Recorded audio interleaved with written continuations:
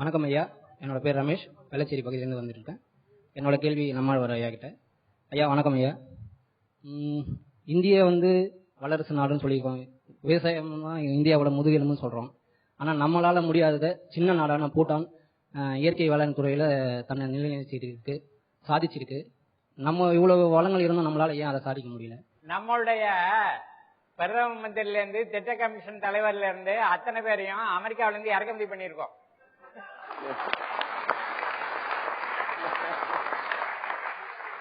எதுவானாலும் அமெரிக்காவில் கேட்டுக்காம இவங்க எதுவும் செய்ய மாட்டாங்க. இப்ப உங்களுக்கு எல்லாம் புரிஞ்சிருக்குன்னு நினைக்கிறேன். அந்த நம்ம பர்மா மாதிரியோ அல்லது சூடான் மாதிரியோ பூட்டான் மாதிரியோ அந்த நம்ம இல்ல, நம்ம அமெரிக்காவுடைய முனிசிபாலிட்டி மாதிரி இருக்கும். என் பேர் சுரேஷ், நான் தஞ்சாவூர் மாவட்டம் பட்டுக்கோட்டையில வந்திருக்கேன். ஐயாவுக்கு என்னோட கேள்வி, அரசு ஏன் விவசாய விளைபொருட்களுக்கு விலை நிர்ணயம் பண்ணக்கூடாது? அப்படி பண்ணா விவசாயிகளுக்கும் மக்களுக்கு ரெண்டு பேருக்கும் பயனுள்ளதா இருக்கும். இடைத்தரகர்கள் லாபம் சம்பாதிக்க முடியாது. அதான் பண்ணிட்டு இருக்க. அதாவது நான் ஒண்ணு சொல்றேன், உங்களுக்கு ஞாபகப்படுத்துறேன். ரொம்ப முக்கியமான விஷயம், அது பேசப்பட வேண்டிய விஷயம். பொள்ளாச்சி விவசாயி சொல்றாரு, ஐயா 1970களில் மரத்துல இருந்து விழுந்த ஒரு தேங்காயும் விவசாயி வாங்கினா 1 லிட்டர் டீசலும் ஒரே விலை, 5 ரூபா 5 ரூபா. ஆனா இன்னைக்கும் தேங்காய் 5 ரூபாயா இருக்கு, ஆனா டீசல் 55 ரூபாயா இருக்கு. அரசு விலை நிர்ணயம் பண்றதுனாலதான் விவசாயி ஒண்ணும் இல்லாம போயிருக்கிறான், கீழே போயிட்டு. நன்றி. இறுதியா உங்க கருத்தை நீங்க நம்ம நிகழ்ச்சியை பார்த்து கொண்டிருக்கிற விவசாய பெருங்குடி மக்கள், இளைய தலைமுறை பிள்ளைகளுக்கு நீங்க என்ன சொல்ல விரும்புறீங்க? தினசரி உணவை கொடுத்துதான் நம் பிள்ளையை இவ்வளவு உயரம் வளர்த்திருக்கிறார்கள். நம் குழந்தைகளை வளர்த்திருக்கிறோம், நம் கனவுக்கு கொடுக்கிறோம், கனவு மனைவி எல்லோருக்கும் உயிரை கொடுத்துக் கொண்டிருக்கின்ற, உடலை கொடுத்திருக்கின்ற அந்த உணவை கொடுத்த விவசாயிக்கு ஒவ்வொரு முறையும் குறைந்தபட்சமாக 1 நிமிடம் நன்றி செலுத்திவிட்டு அந்த உணவை உண்ணுங்கள். நன்றி செலுத்துவது ஒன்றுதான் அவர்களுக்கு வள்ளுவர் சொன்ன மாதிரி தொழுதெல்லாம் பின்னாடி எல்லாம் பண்ணணும், நன்றி மட்டும் செலுத்துங்க. இரண்டாவது, நீங்க நன்றி செலுத்துகின்ற பொழுது விவசாயியுடைய பிரச்சனையெல்லாம் பேச ஆரம்பிப்பீர்கள். தொடர்ந்து பேசுங்கள். விவசாயியுடைய பிரச்சனையை விவசாயி மட்டும்தான் பேசிக்கணும் முடிச்சிருந்தோம்னா நமக்கு எங்க உலகத்தில் எந்த நாட்டிலிருந்தும் உணவு வராது. நஞ்சில்லாத உணவு நம்முடைய அடிப்படை உரிமை. இன்று அதை அரசாங்கம் ஏற்றுக்கொண்டு விட்டது. நீதிமன்றம், உச்ச நீதிமன்றம் சொல்லிவிட்டது, நஞ்சில்லாத குடிமக்களின் உரிமை.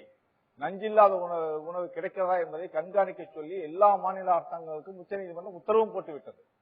எல்லோரும் இயற்கை விவசாயத்துக்கு மாறுகின்ற பொழுது மட்டும்தான் தமிழ்நாட்டின் தண்ணீர் பிரச்சனையை தீர்க்க முடியும், தமிழ்நாட்டின் உணவு பிரச்சனையை தீர்க்க முடியும். குடியானவன் ஒரு அரசனை போல் ஒரு கௌரவமான வாழ்க்கையை வாழ முடியும். ஏன்னா விவசாய பொறுத்தவரை எல்லோரும் விவசாயத்துக்கு வாருங்கள் என்றும் இறுதியாக நான் சொல்லுவேன். ஆகவே தனக்கான உணவை விளைவிக்கக்கூடிய வித்தையை அறிந்து கொண்டு ஒரு அரசனை போல் வாழ்வதற்குரிய வாழ்க்கையை உருவாக்க எல்லோரும் வாருங்கள் என்று கேட்கிறோம். இப்ப நம்ம செல்வமையா சொன்னாங்க, எல்லா இளைஞர்களும் விவசாயத்துக்கு வாங்க அப்படின்னு.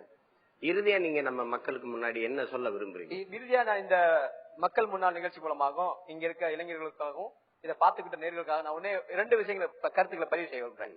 ஒண்ணு, MS சுவாமிநாதன் விவசாய நிலங்களை கெடுத்தார் என்ற ஒரு எண்ணத்தை, அது தவறான புரிதலை கைவிட வேண்டும். 2வது, இயற்கை விவசாயத்தை நாங்கள் எங்க நிறுவனம் ஆதரிப்பது இல்லை என்ற கருத்தை நீங்கள் அதை நிறுத்திவிட வேண்டும். நாங்கள் ஒரு நாணயத்துக்கு 2 பக்கங்கள் போல இயற்கை விவசாயமும் தேவை, ரசாயன விவசாயமும் தேவை.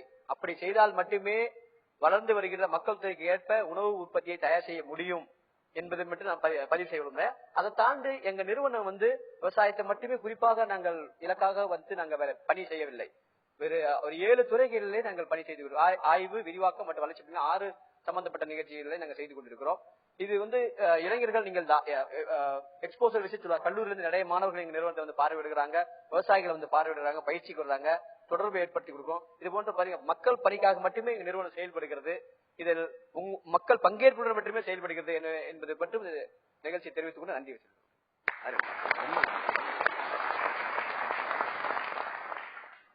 அப்பா, நீங்க இந்த மக்கள் முன்னாள் நிகழ்ச்சிக்கு வந்ததுனால இந்த நிகழ்ச்சி மிகவும் பெருமை அடையுதுப்பா. நீங்க ஆமா, உங்களுடைய உடல் நலன், வயது எதையுமே பொருட்படுத்தாம இந்த மக்கள் இப்படி நச்சை உண்கிறார்களே, இப்படி இந்த மண் நாசமா போகுதே, இந்த நீண்ட காலமாக இந்த மக்கள் செய்து வருகிற தேசிய தொழில் இப்படி தேஞ்சு போகுதே, இதை மீட்டெடுக்கணும்னு நீங்க அரும்பாடுபட்டு போராடி கொண்டிருக்கிறீங்க. மறுபடியும் இந்த மக்களை அந்த மீட்டுருவாக்கம், அந்த இயற்கை வேளாண் முறைக்கு மாற்றணும்னு நீங்க நினைக்கிறீங்க. ஏன்னா ஏறக்குறைய இங்கே நீங்க பாத்தீங்க, நமது மொழி செத்து, நமது பழக்க வழக்கங்கள், பண்பாடு, வாழ்வியல் முறை, மரபு எல்லாம் செத்து, இன உணர்வு செத்து, மானங்கெட்டு நாசமாய் போய் கொண்டிருக்கு இனம். இதுல நம்ம செஞ்சு வந்த இந்த வேளாண் முறையும் மாறி போச்சு. இதை மீட்டெடுக்க நீங்க அரும்பாடுபட்டு வர்றீங்க. இப்ப இந்த மக்கள் முன்னாடி நீங்க என்ன, இதை பார்த்து கொண்டிருக்கிற நமது உழவர் பெருமக்கள், வருங்கால தமிழ் தலைமுறை பிள்ளைகள், இவங்களுக்கு நீங்க என்ன சொல்ல விரும்புறீங்கப்பா? நான் சொல்லுவது எதுவுமே என்னுடைய சொந்த கருத்து இல்ல. முதல்ல மக்களுக்கு அது சொல்லிடணும். மறுபடியும் அந்த இயற்கை ஆதாரங்களை மக்கள் மத்தியில எல்லா மக்களுக்கும் நம்ம விரிச்சு பங்களிச்சு கொடுக்கணும். அப்பதான் நேரு சொன்ன சோசியலிஸ்டிக் பேட்டர்ன் ஆஃப் சொசைட்டி வரும். சோசியலிசம் மாதிரி சமூகம். அப்போ ஜவஹர்லால் நேருடைய மகள் ஆட்சிக்கு வந்தாங்க, பேரன் ஆட்சிக்கு வந்தான், பேரன் பொஞ்சாதி ஆட்சியில இருக்குது, பேரனுடைய கொள்ளு பேரன் ஆட்சிக்கு வர்றான். எல்லாருமா சேர்ந்து 100 முதலாளிகளை உலகத்து பணக்காரன் ஆக்கியிருக்கிறான். 81 கோடி பேரை அனாதை ஆக்கியிருக்கான், பிச்சைக்காரன் ஆக்கியிருக்கான். நிரந்தர வேளாண்மை நமக்கு என்ன வேணும்? நிரந்தர வேளாண்மை வேணும்.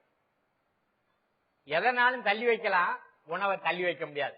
நம்ம மூதாட்டி அவை சொன்னா, வைரப்பாத்து சொன்னா, அவ வைரப்பாத்து உலகத்து சிறந்த இலக்கியம்னா அதுதான். அவ சொன்னா, என் வயிறு உன்னோட வாழ்றது ரொம்ப கஷ்டமா போச்சு போ, எனக்கு இடையூறு செய்யற வயிறே உன்னோட எனக்கு பெரிய தொந்தரவா போச்சு போ.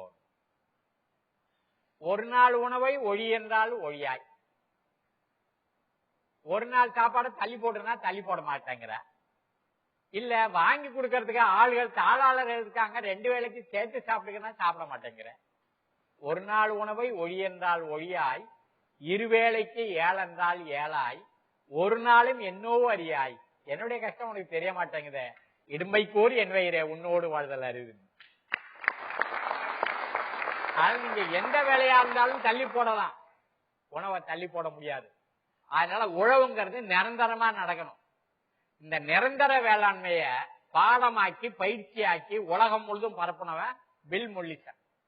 இந்த பில் மொல்லிசன் ஆஸ்திரேலியா நாட்டு பேராசிரியர். அவன் என்ன செய்யறான், அந்த மலையில வாழ்ற பழங்குடி மக்கள் தலைவர்களோடு பேசுறான். ஐயா, இந்த மரத்தோட இலதல பூ, அந்த காய்கறி நெத்துக்கிட்டு எல்லாம் கீழே கொட்டி, பறவைகளோட சாணங்களும் அந்த மிருகங்களோட எல்லாம் சேர்ந்து கீழே கம்பளம் மாதிரி விரிச்சிருக்குது. நீ ஒரு கையில ஒரு கழிய வச்சுக்கிட்டு அதை ஒரு ஓட்ட போடுற, உன் மனைவி அதுல சோளம் அல்லது மொச்சையோட விதைய போட்டு கட்ட வரலால அமுக்குறா, 4 நாள் வச்சு அது முளைச்சு வளர்ந்து விளையுது, அப்புறம் போய் நீ அறுத்துக்கிட்டு வர்ற.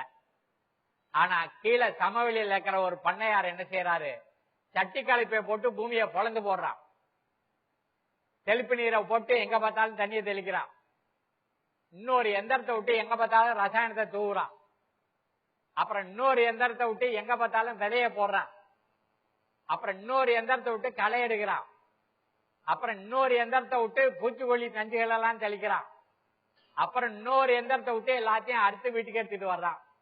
ஓம் விவசாயத்துக்கும் அவனுடைய வேளாண்மைக்கும் எந்த இடத்துல வித்தியாசம் இருக்குன்னு கேட்டான். அப்ப அவன் சொன்னான், அந்த மக்கள் தலைவன் சொன்னான், நான் இயற்கை தாயனுடைய மார்பிலிருந்து பால் குடிக்கிறேன்.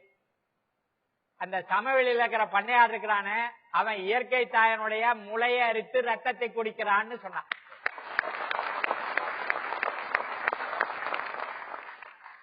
ஆயிரத்தி 1965 தொடங்கி இதுவரை நடந்திருக்க அத்தனையுமே இயற்கை தாயனுடைய முளையறுத்து ரத்தம் குடிக்கிற காரியங்கள் தான்.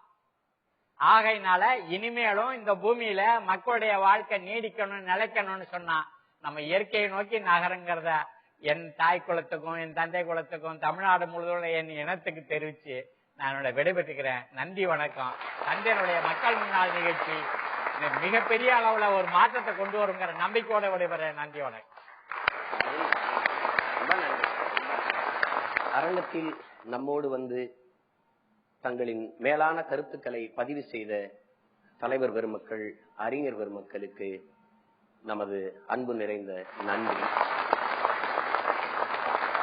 நமது அன்பு உறவுகளே, இன்றைய விவாதத்தில் நாம் இயற்கை வேளாண்மையை பற்றி பேசினோம். அதிலே பெருமதிப்பிற்குரிய பெருமகன் விதை நெல்லை போல இந்த மண்ணில் நாம் பாதுகாக்கப்பட வேண்டிய மகத்தான மாமனிதன்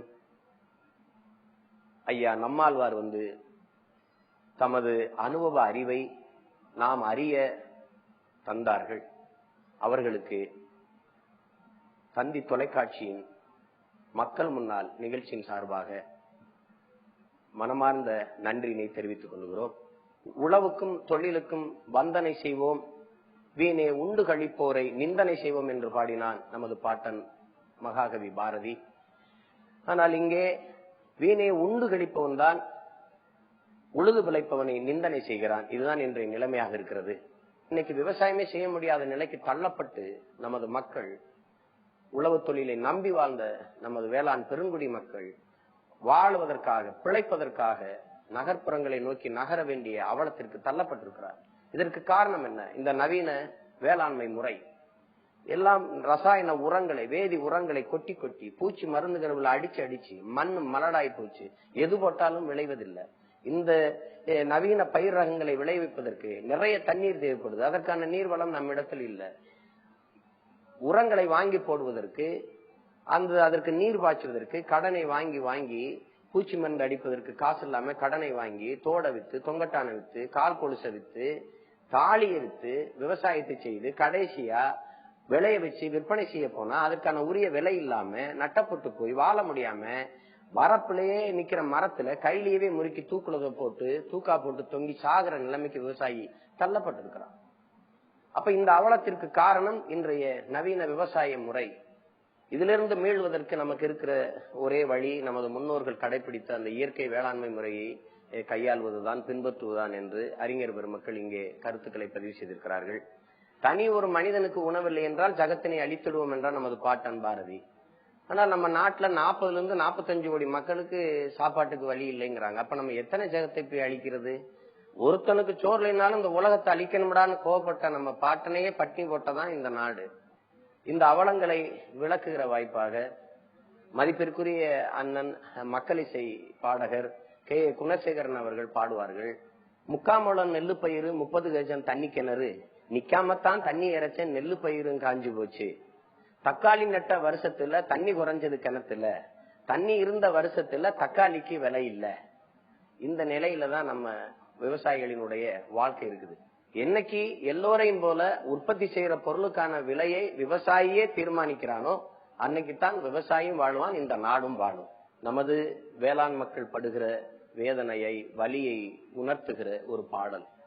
களத்து மெட்டுல கருது ரொம்ப கட்டி கிடக்குது, அட எந்த நாளும் நம்ம வயிறோ ஒட்டி கிடக்குது, உழைச்சு உழைச்சு நம்ம மேனி எருது ஆகுது, உழைச்சு உழைச்சு நம்ம மேனி எருது ஆகுது, எத்தனை நாள் நாம இங்கே அடிமையாவது, ஏறப்பழா வானத்திலே பறக்குது பாரு, ஏழை கனவ போல ஒசக்க போய் மறையுது பாரு, ஏறப்புழாம் பறக்குது வார் வானத்து மேலே, ஏழை வாழ்வு மட்டும் கிடக்குது வார் பூமிக்கு கீழே, குனிஞ்சு நாம தேடுறதே வாழ்க்கையத்தானா, குனிஞ்சு நாம தேடுறதே வாழ்க்கையத்தானா, வயலில் வேலை செய்யும் போது கூட கனவுகள் தானா, மனிதா மனிதா இதை மாற்ற வேண்டாமா, நம்மை வாட்டி வதைக்கும் கொடுமைகளை விரட்ட வேண்டாமா, மனிதா மனிதா இதை மாற்ற வேண்டாமா. மாற்றம் என்பது மானிட தத்துவம். மாறாது என்ற சொல்லை தவிர மற்றவை அனைத்தும் மாறிவிடும் என்றார் மாமேதை மார்க்ஸ். என் உயிருக்கினிய உறவுகளே, நாளைய என் தமிழ் சமூகத்தை வலிமையான வளமையான தமிழ் சமூகமாக மாற்றி படைக்க காத்திருக்கிற இளைய புரட்சியாளர்களே, எல்லோரும் இணைந்து இந்த நிலையை மாற்றுவோம். இயற்கை வேளாண்மையை போற்றுவோம். மீண்டும் இன்னும் ஒரு விவாதத்தில் உங்களோடு இணையும் வரை உங்கள் அனைவருக்கும் எனது புரட்சிகரமான வாழ்த்துக்களும் வணக்கமும் மக்கள் முன்னால்.